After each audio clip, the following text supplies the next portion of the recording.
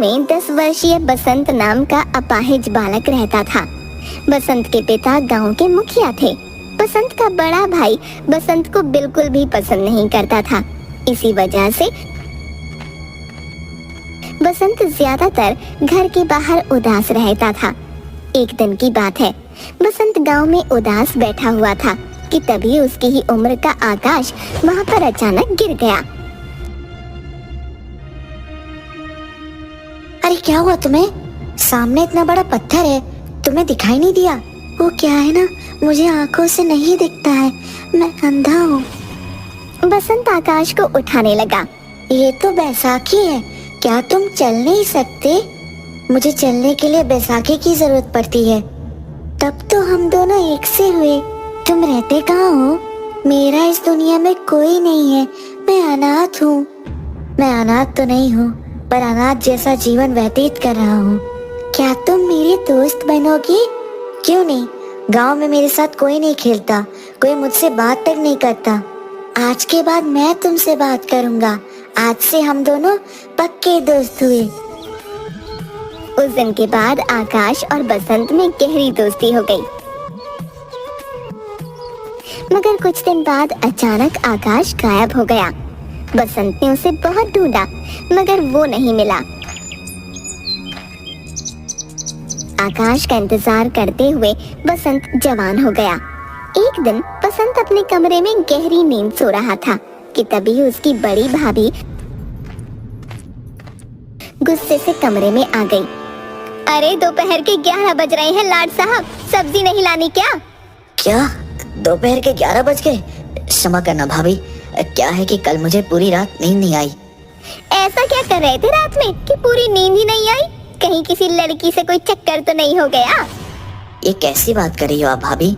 मेरे इस तरह के संस्कार बिल्कुल नहीं है। तुम कोई काम काज तो करते हो नहीं, तुम्हारा काम तो बस बैसाखी पकड़कर इधर उधर डोलना रह गया है। बसंत बेचारा बैसाखी पकड़े हुए बाजार चला गया। बाजार में बसंत सौदा खरीद ही रहा था कि तभी बाजार में उसका मिलने वाला एक व्यक्ति मिल गया। क्या हाल है बसंत भाई? आज तुम्हारा चेहरा कैसे उतरा हुआ है? अब तुम्हें क्या बताऊं, मेरी माँ मुझे बचपन में छोड़कर चली गई। सोचा था जब भैया की शादी हो जाएगी तो भाभी मुझे माँ की तरह प्रेम करेगी, मगर भाभी मुझे अपमान करने का कोई मौका नहीं छोड़ती है। तो तुम इस बात की शिकायत अपने पिता से क्यों नहीं करते? वो तो गांव के मुखिया हैं, दूसरों की समस्या सुलझाते हैं, क्या अपने घर की समस्या नहीं सुलझा सकते? डरता हूँ, पिताजी मुझसे बहुत प्यार करते हैं। अगर उन्हें मेरे प्रति भाभी के बुरे रवैये का पता लगा तो वो बहुत ज्यादा नाराज हो जाएंगे। आखिर मुझे रहना तो उनके साथ है ना। अच्छा, मैं चलता हूँ, नहीं तो भाभी नाराज हो जाएगी।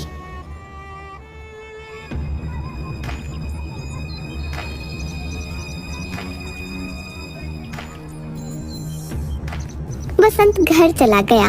बसंत को देखकर बिंदिया आग बबूला हो गई।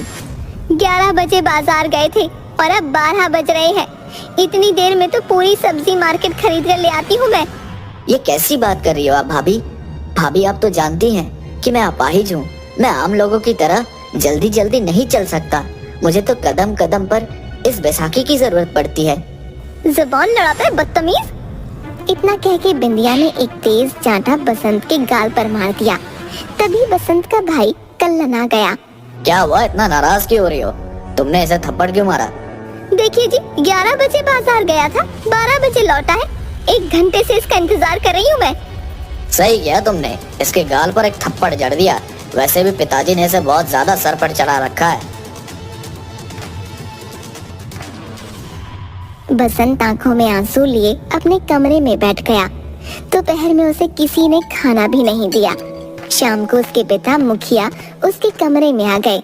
क्या बात है बसंत, इतने गुमसुम क्यों बैठे हुए हो? पिताजी बस ऐसे ही कुछ सोच रहा था। बसंत, मैं तुम्हारी आंख पढ़ सकता हूँ।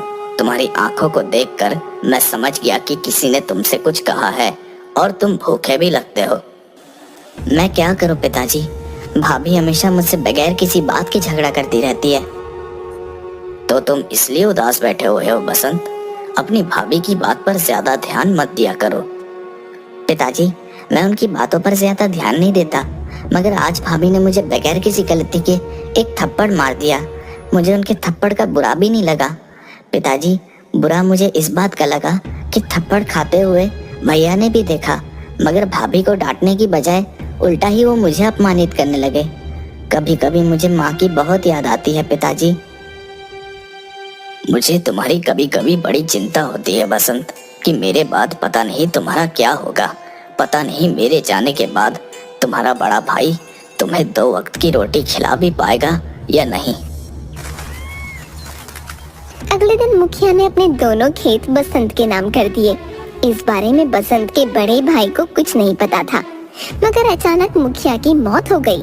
मौत के कुछ दिन बाद मुखिया का दोस्त जगमोहन घर आया। मुझे कहते हुए अच्छा तो नहीं लग रहा, लेकिन मुखिया जी ने मरने से पहले मुझसे कहा था कि ये बात उनके मरने के बाद ही उनके बड़े बेटे को बताई जाए। इतना कहकर जगमोहन ने अपनी जेब से कुछ कागजात निकाल लिए। ये क्या है? मुखिया जी ने अपने दोनों खेत अपने सबसे छोटे बेटे बसंत के नाम कर दिया है। ये क्या कह रहे हो आप? पिताजी ने तो इस बारे में मुझे कभी कुछ बताया ही नहीं। शायद उन्हें लगता था कि उनके मरने के बाद तुम उनके पुत्र बसंत को और ज्यादा परेशान करोगे, इसलिए उन्होंने अपने दोनों खेत अपने छोटे बेटे के नाम कर दिया। हाय हाय, मुझे तो पहले से ही शक था कि पिताजी कुछ ऐसा ही करेंगे। अब तुम सब क्या करोगे? रह गए ना ठन ठन गोपाल सब के सब। अब ये तुम्हारा लंगड़ा भाई तुम पे जिंदगी भर शासन करेगा। ये तुम्हारा पारिवारिक मामला है। लड़ने और झगड़ने की बजाय आपस में बैठकर बातचीत से इस समस्या का समाधान कर लो। इतना बोलकर जगमोहन वहाँ से चला गया। कल्लन ने बसंत को धक्के देकर घर से निकाल दिया।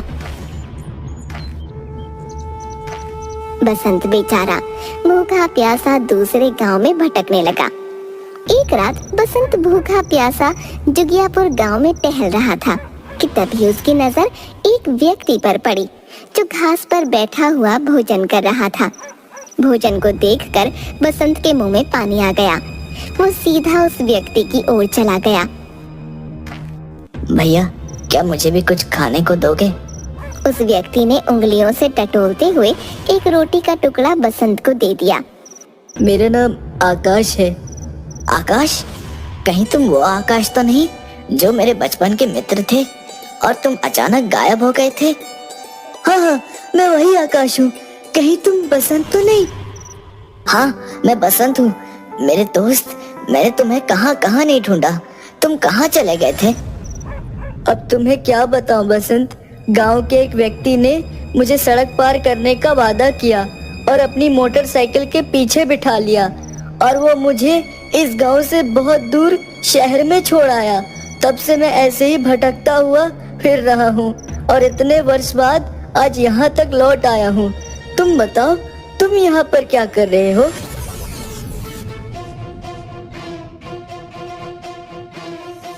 घबरा मत मेरे दोस्त, अब मैं आ गया हूँ ना। अब तो बिल्कुल भी चिंता मत कर। अब हम दोनों साथ साथ ही रहेंगे। उस दिन के बाद आकाश और बसंत साथ साथ रहने लगे। एक दिन बसंत कहीं जा रहा था, तभी जगमोहन उसे मिला। मैंने तुम्हें कहाँ कहाँ नहीं ढूंढा बसंत। तुम जुगियापुर गांव में क्या कर रहे हो? तुम्हारे भाई ने बताया कि तुम घर छोड़कर भाग गए। अब मैं अपने भैया से क्या उम्मीद कर सकता हूँ? बोलिए जगमोहन साहब, क्या जरूरी बात करनी है?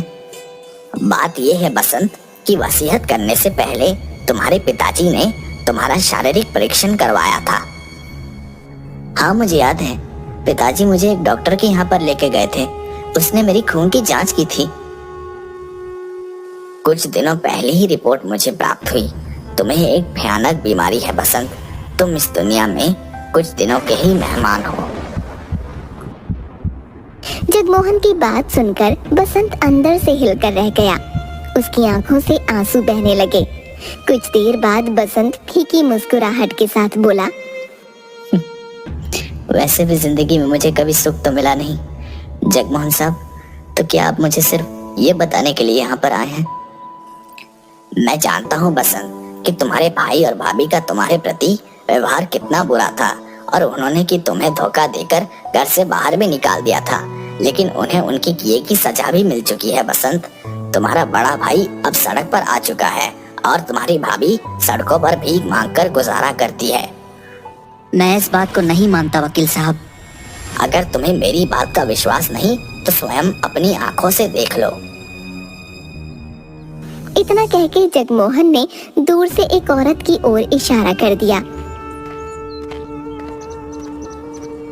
उस औरत को देखकर बसंत पूरी तरह से चौंक गया। अरे ये तो भाभी है। तो क्या भैया को कहीं पर काम नहीं मिला? नहीं, क्योंकि तुम्हारा भाई अब अपाहिज हो चुका है तुम्हारी तरह। बसंत, तुम तो कुछ दिनों के ही मेहमान हो, तो क्यों ना तुम अपने दोनों खेत अपने भाई के नाम कर दो। ये बात मैं तुमसे सिर्फ इंसानियत के नाते कह रहा हूँ, बाकी तुम्हारी मर्जी। जगमोहन की बात सुनकर बसंत कुछ सोचता हुआ बोला। मैंने सोच लिया है जगमोहन चाचा, मुझे क्या करना चाहिए। आप घबराओ मत। मैं अपने भैया और भाभी को सड़क पर भीख मांगने नहीं दूंगा, लेकिन उसके बदले मैं आपसे कुछ चाहता हूँ। तुम मुझसे क्या चाहते हो? बसंत जगमोहन के कान में कुछ बताने लगा। अगले दिन आकाश ने देखा कि बसंत नहीं था। आकाश ने बसंत को बहुत ढूंढा, मगर बसंत उसे कहीं नहीं मिला। ऐसे ही कई महीने बीत गए। एक दिन अचानक आकाश किसी कार से टकरा गया। कार से एक व्यक्ति बाहर निकलकर आ गया। अरे तुम्हें चोट तो नहीं आई? नहीं साहब, मुझे कोई चोट नहीं आई। मेरे शरीर को तो हर 5 मिनट बाद किसी न किसी चीज से टकराने की आदत है। मेरा नाम डॉक्टर जोशी है। क्या तुम अंधे हो? जी हाँ डॉक्टर साहब, मैं अंधा हूँ। डॉक्टर आकाश की आंखों को हाथ लगाकर चेक करने लगा। तुम्हारा इलाज संभव हो सकता है। अगर तुम चाहो तो मैं तुम्हारी आंखों की रोशनी वापस लौटा सकता हूँ। ये सुनकर आकाश खुशी से झूम उठा। क्या वाकई देख सकता हूँ डॉक्टर साहब? हाँ, तुम देख सकते हो। आओ मेरे साथ। डॉक्टर आकाश को एक अस्पताल में लेकर आ गया। कुछ ही महीनों में आकाश को दिखाई देने लगा। ये लो आकाश, 10 लाख रुपए। अब तुम्हें सड़कों पर भीख मांगने की जरूरत नहीं है। आकाश ने उन 10 लाख रुपए का खाद का काम शुरू किया। कुछ ही समय में आकाश पैसों में खेलने लगा। अब वो एक बहुत अमीर व्यक्ति बन चुका था। कुछ सालों बाद आकाश डॉक्टर के घर पर आया। मैं भी तुमसे ही मिलना चाहता था आकाश। दरअसल मैं तुम्हें कुछ देना चाहता था। मैं आपको कुछ लौटाने आया हूँ। इतना कहकर आकाश ने 10 लाख रुपए डॉक्टर को दे दिए। मैं आपका एहसान जिंदगी भर नहीं भूलूंगा डॉक्टर साहब। दुनिया में एक तरफ जहां आप जैसे अच्छे इंसान मौजूद हैं जो मुझ जैसे व्यक्ति की मदद करते हैं, तो वहीं दूसरी तरफ मेरे मक्कार दोस्त की तरह जो बीच रास्ते में मुझे छोड़कर भाग जाता है। ये 10 लाख तुम्हारे हैं आकाश। मरने से पहले बसंत ने मुझे ये 10 लाख रुपए तुम्हें देने के लिए कहा था। डॉक्टर की बात सुनकर आकाश के पैरों तले जमीन खिसक गई। ये आप क्या कह रहे हैं?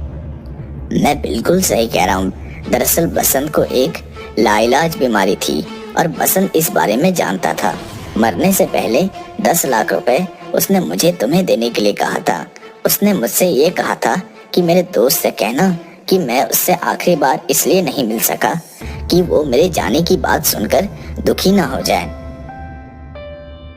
आपने मुझे पहले क्यों नहीं बताया? मैं उसके बारे में पता नहीं क्या क्या सोचता रहता था, और वो जाते जाते मेरे ऊपर इतना बड़ा उपकार करके गया। मैं उसका उपकार का बदला कैसे चुकाऊंगा? मैं तो अब उससे मिल भी नहीं सकता। अपने आप को संभालो आकाश। बसंत तुम्हारे साथ हमेशा रहेगा, और ये मेरे शब्द नहीं बल्कि बसंत के शब्द हैं कि वो तुम्हारा साथ हमेशा रहेगा। झूठ बोलता था। अगर ऐसी बात है तो फिर मुझे छोड़कर क्यों गया? आकाश, तुम जिन आंखों से आज इस संसार को देख रहे हो वो और किसी की नहीं बल्कि तुम्हारे दोस्त बसंत की आंखें हैं। मरने से पहले उसने तुम्हें दान कर दी थी। तुम उसकी ही आंखों से अब इस दुनिया को देखोगे। आकाश नम आंखों से वहां से चला गया। आकाश आज भी अपने दोस्त बसंत को याद करता है। कहानी पसंद आया तो लाइक और सब्सक्राइब करें। ऐसी ही और कहानियाँ देखने के लिए हमारे चैनल को सब्सक्राइब करें और घंटी को दबाएं ताकि आपको हमारे नए वीडियो की जानकारी मिलती रहे। धन्यवाद और हमें सपोर्ट करने के लिए शुक्रिया।